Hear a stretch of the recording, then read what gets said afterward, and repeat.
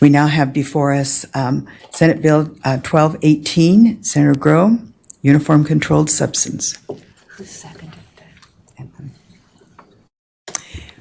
Welcome to the committee, Senator. Thank you, Madam Chair. Appreciate that. We had the print hearing yesterday, and so just in summary, again, the purpose of this particular legislation is to be consistent with what we do with tobacco. We don't advertise billboards, we don't advertise on TV, et cetera.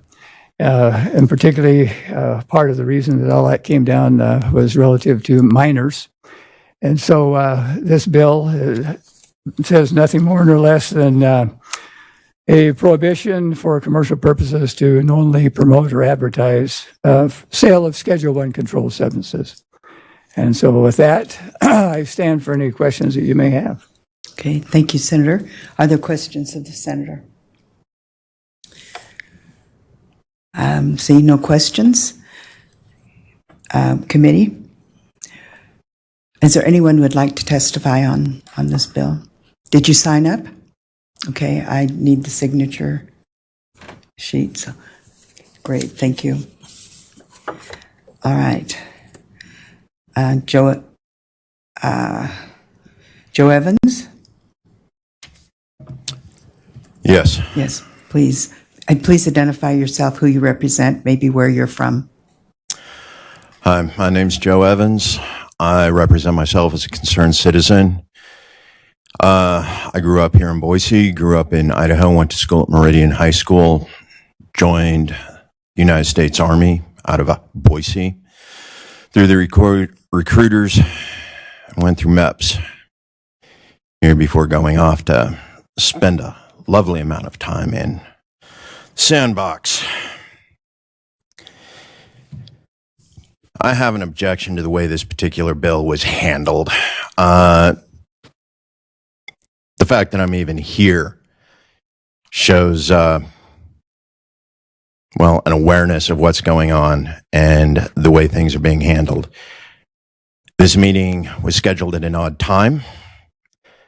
The subject of the meeting was not posted until the very last minute. This is largely spitting on the entire concept of participatory governance, as well as allowing the voice of public opinion, which I thought was one of those things that the party of Lincoln felt very strongly about. Now, aside from that, let's get on to the meat of the business of the bill.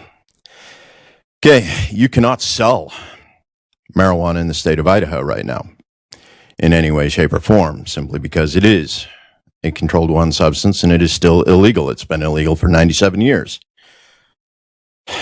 And until someone does something different, it's going to continue to be illegal for, in the near future. So you're not actually stopping advertising from occurring here in the state of Idaho. What you're attacking is advertisers who are coming out of state. You are attacking individuals who are promoting the legalization of marijuana in the state of Idaho, whether that's for medical purposes, whether that's for recreational purposes. This is denying those people who are seeking legalization in this state an opportunity to promote their cause, because ultimately it can be perceived as going towards commercial purposes. This is a denial of First Amendment rights, as well as a blatant attack against participatory governance and the ballot initiative process. Okay, thank you, sir. Your time's expired. Russ Belville?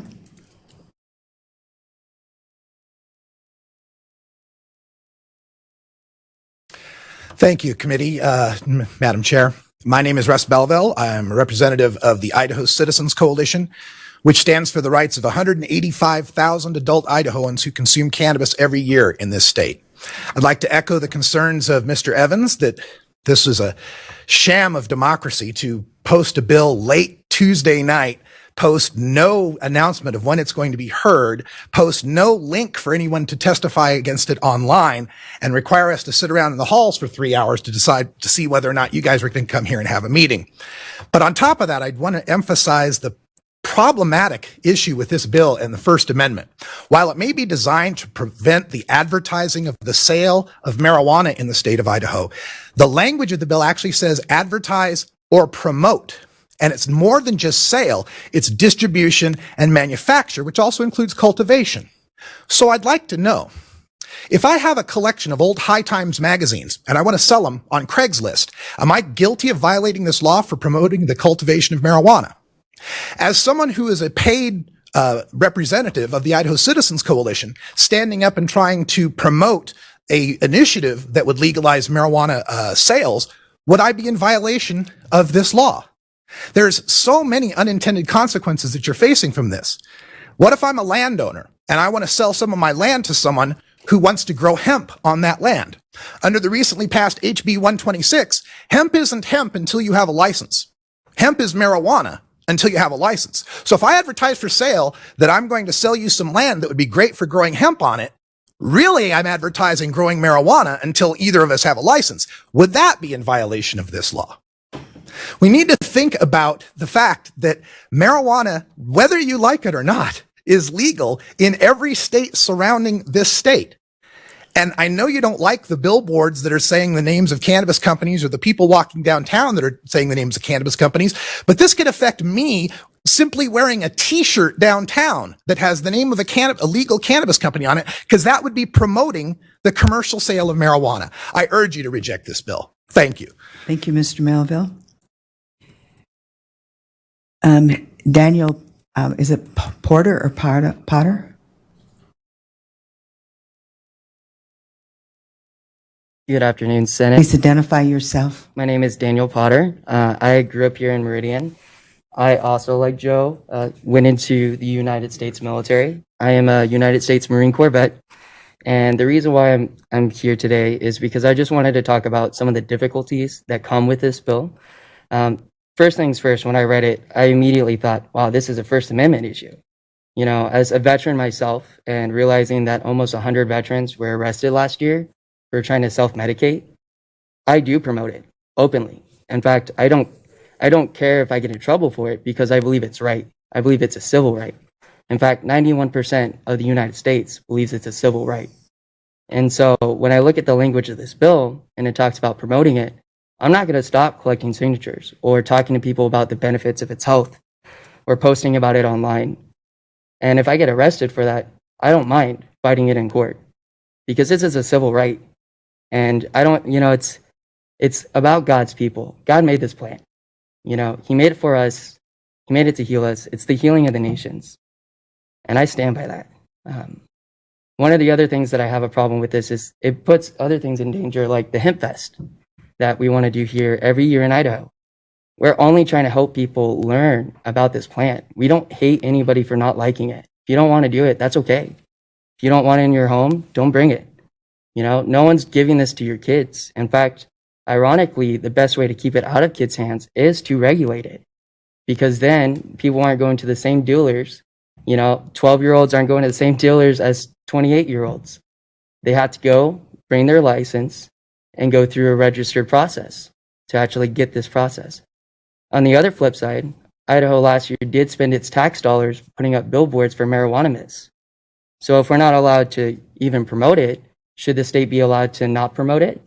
Because we spent our tax dollars putting up marijuana myths. One outside of my church out there at Calvary in Boise. Thank you guys for your time. Okay. Thank you, sir. All right. Tyler? Tyler, I'm not sure exactly what your last name is. It's hard to read. It's just as it sounds, ma'am. It's Booze. Yeah, Tyler Booze, 9th District, Canyon County. I was just informed of this bill. I was over in Canyon County, actually, and Russ let me know, there was a possible First Amendment violation going on here. So, I decided to speak up. Someone who, represents the party. Our views probably don't, jive on the marijuana issue, but when it comes down to it, should be able. I mean, most of the shops there in Nampa, they promote CBD. So why are they allowed to do that, on the roadside, but we can't put a billboard up? That's my only issue. So thank you for your time. Thank you, sir. All right. Senator Groh, do you want to? Madam Chair, Yes. is it all right if I asked a question to the Yes, Senator? Senator. Thank you. Hello again. Hi, Michelle. A couple of questions I had on the bill. Since you have, for the purposes of this section, persons means any individual on behalf of corporation, business, trust, estate, and so on, are you saying that this bill would usurp any ability for a person to have control over their own private property? Senator Groh. Madam Chair, the reason that language is there is relative to this is a misdemeanor, and you can't really take a corporation and stick it in a jail or whatever for a misdemeanor. So the reason that language is there is to indicate if someone knowingly does this and violates the law, that individual who represents that corporation would be the one that would be held accountable. Follow up, Madam Chair? Senator Stinnett. So I guess my question then is, even if it's individual knowingly, or perhaps someone does this without the estate or corporation on their property, does this. I'm just trying to understand whether it's going over the top of any property this happens on, the individual who owns that property. You're making sure that private property owners are included in this punitive attempt if they put up some kind of signage. Senator Groh. Madam Chair, what this refers to is if there's an entity, a business entity that advertises, the entity is not held accountable. It's the individual within that entity that would be promoting or advertising. And one more, if I might. Senator. Thank you. So is CBD also not, even if it has, we have a lot of products that have hemp in them. To what degree does this control the ability to advertise CBD products? Madam Senator. Chair, this is relative to Schedule I controlled substances, which are marijuana, meth, heroin, fentanyl, those kinds of things. Those that have been shown not to have medical benefits. Just for clarity, Madam Chair. Yes. So then if CBD does have THC, then those would be exempted from this bill. Senator. Madam Chair, under federal law, any CBD that's less than 0.3% THC would not be affected by this. Thank you. Thank you, Senator. Senator Burgoyne. Thank you, Madam Chair. And follow up on Senator Stennett's question regarding CBD oil and other hemp-based products. Under federal law, CBD oil could be sold with trace amounts of THC, but under Idaho law, any amount of THC constitutes a Schedule I drug. Is that not correct, Senator? Madam Senator Chair. Groh. Madam Chair. Senator Burgoyne, this is directed towards the actual marijuana itself, the meth, the fentanyl, the heroin, that kind of thing. That's the purpose of this. Those that are promoting or advertising those particular substances. Madam Chair. Senator Burgoyne. And I noticed a number of times you've mentioned fentanyl. Fentanyl is a prescription drug, is it not? Madam Chair, Senator Groh. if it's on Schedule I, it's a controlled substance. Madam Chair. Senator Burgoyne. I'm confused. Can you explain? Fentanyl is fentanyl. The issue is the dosage, is it not?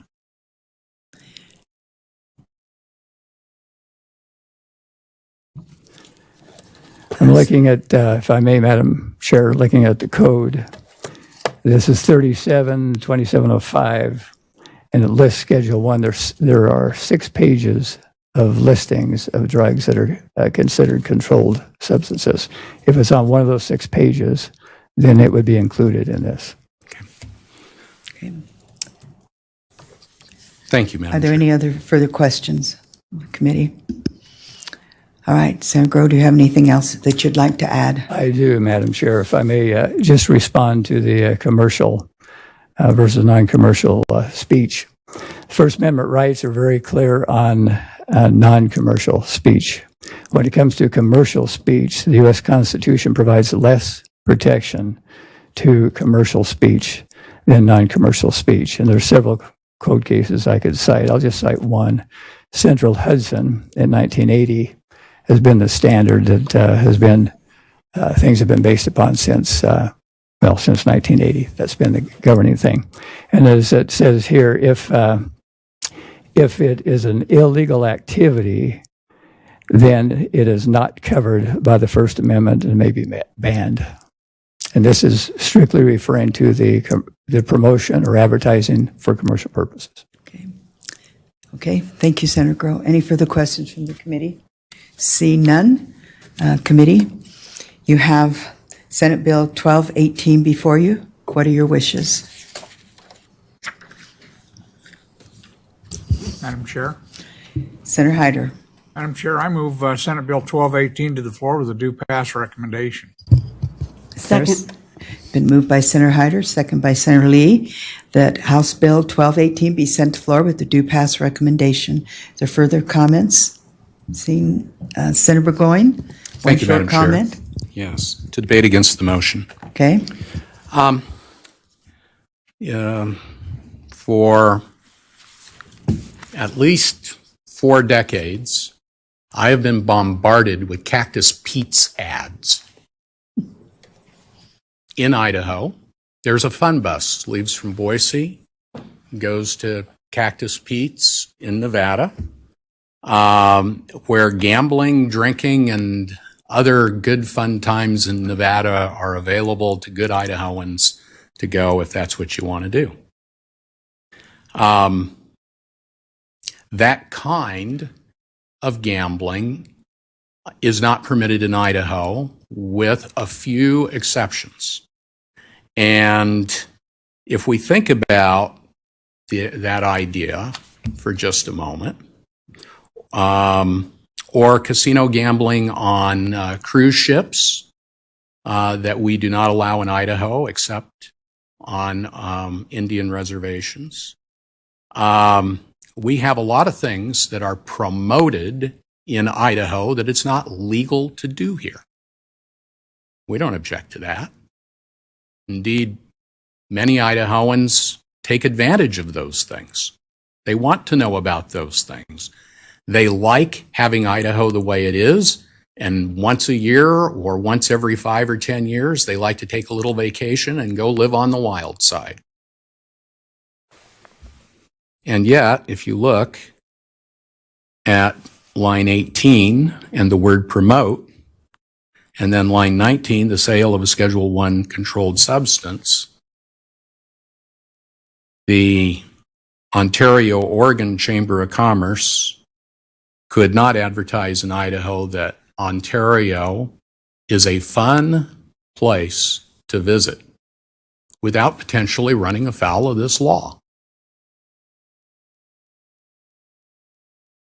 I do think there are substantial First Amendment issues in the draftsmanship of this legislation. Commercial speech is entitled to First Amendment protection, albeit less so. Nonetheless, the behavior that is criminalized by this statute needs to put the public on firm notice as to what is and is not illegal under the statute. And this legislation falls short of doing that. Second, the route by which this legislation got here, I can't support that process, as has been testified to. And third, it is evident that this legislation needs more thought, and yet we are hell-bent on running stuff through ad infinitum and not concluding our business. We need to be done. Okay. Thank you, Senator. All right, Senator Anthem. Thank you. Just very quickly, I'm going to speak in favor of the motion. And that's really in large part because I'm being consistent with my policy making and my thinking for my constituents at home. We've heard a lot of talk in the Idaho legislature about how we advertise tobacco, vaping, and other products to our youth.